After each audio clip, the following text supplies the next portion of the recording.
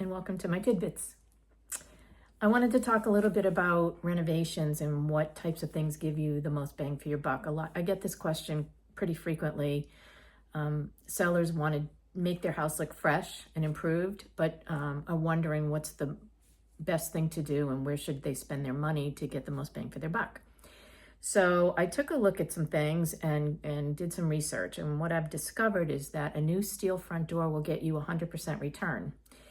A fiberglass front door will give you an 80% return. So if you want to put in a new steel front door, if you need a new front door, that's the right place to put it.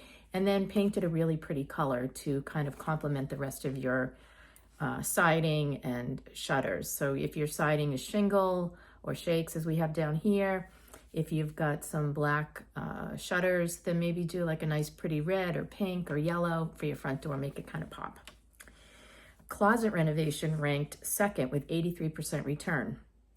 Windows, vinyl windows, 74%, wood windows, 71%, finishing a basement, 71%, and kitchen renovation for a kitchen, 60%, a bathroom renovation, 50%. Those are the kinds of things that I say don't waste your money on. If you're in a property where it's going to cost you $100,000 to do your kitchen over, and then you go to sell your house and you're only going to get $60,000 of that back on the value of your home, I'm not sure that makes a lot of sense.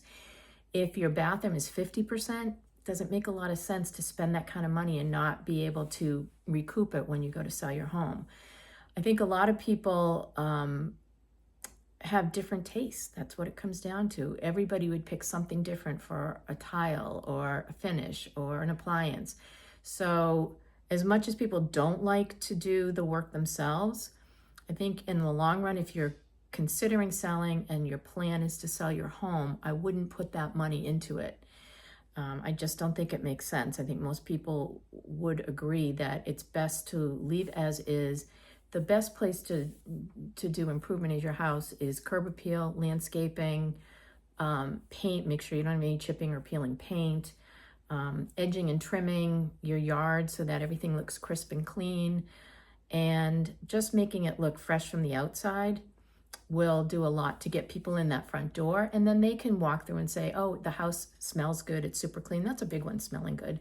Make sure it's cleaned professionally. The windows have been cleaned professionally if you can't reach them.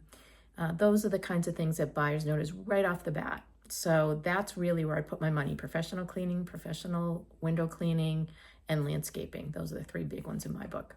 I hope you all have a great week.